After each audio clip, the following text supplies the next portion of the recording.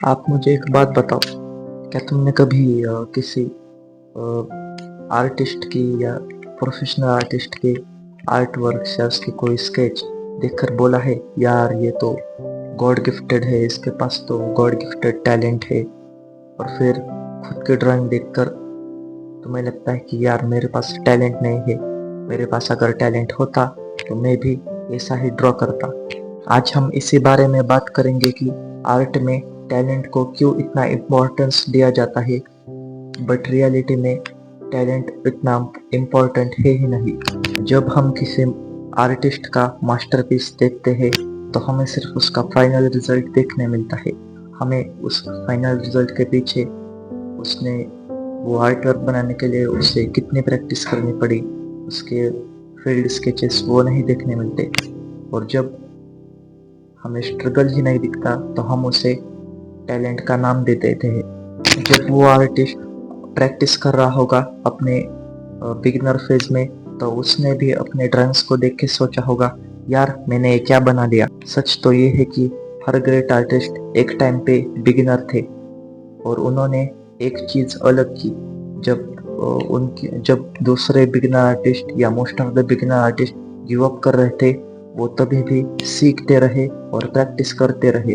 आपका माइंडसेट ही ऐसा बन गया है कि स्किल ही सब कुछ है, और इसीलिए आप खुद से प्रैक्टिस करने का ट्राई नहीं करते, कभी स्टडी करना ट्राई नहीं करते, कभी रिस्क लेना भी ट्राई नहीं करते। इस माइंडसेट की वजह से आप जब भी ड्राइंग प्रैक्टिस करोगे और जब भी आपकी कोई मिस्टेक होगी तो आपको तुरंत ध्यान में आएगा कि यार मेरे पास टैलेंट नहीं है, और इसी वजह से आप प्रैक्टिस करना ही छोड़ देते हो।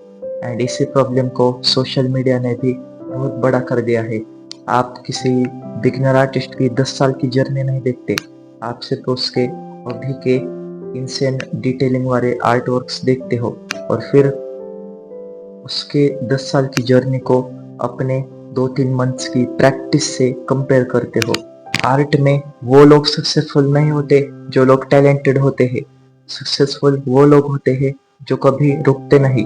वो अगर उनकी कोई ड्राइंग बैड या फिर खराब हो जाए या फिर खराब दिखने लगे, वो फिर भी नेक्स्ट पेज खोलते हैं और प्रैक्टिस करते हैं। जब most of the beginner artist motivation का वेट करते हैं, तब वो लोग कंसिस्टेंटली प्रैक्टिस करते हैं। सवाल ये नहीं है कि क्या मैं टैलेंटेड हूँ, बल्कि सवाल ये है कि क्या मैं इतना पेशेंट हूँ कि मैं अपने बैड ड्राइंग्स को एक्सेप्ट करके आगे चलकर इम्प्रूव करूँ। लेटेस्ट वे अज्यूम कि कुछ लोगों के पास टैलेंट होता है, तो उस टैलेंट का एक फायदा यही है कि वो स्टार्ट थोड़ी इजी तरीके से कर लेंगे। लेकिन अगर आपको मास्टरी पानी है तो आपको कंसिस्टेंसी से ही ड्रॉ करना पड़ेगा एंड प्रैक्टिस करनी पड़ेगी। और ग्रेट आर्टिस्ट पैदा नहीं होते, वो हजारों इम्परफेक्ट स्केचेस के बाद बनते हैं।